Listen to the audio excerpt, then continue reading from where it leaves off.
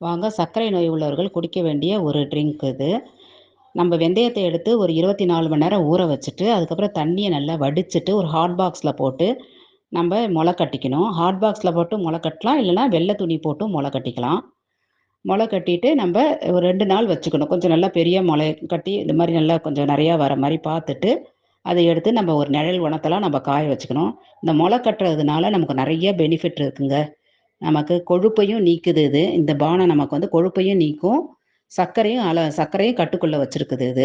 நான் செஞ்சு பார்த்துட்டு, அதுக்கப்புறம் தான் உங்களுக்கு நான் சொல்றேன் நானு. கண்டிப்பா இத செஞ்சு பாருங்க இத. பாருங்க நல்லா காய வச்சு மிக்ஸி பவுல்ல போட்டு கொஞ்சம் இது மாரி கொர கொரன்னு அரைச்சுக்கணும்.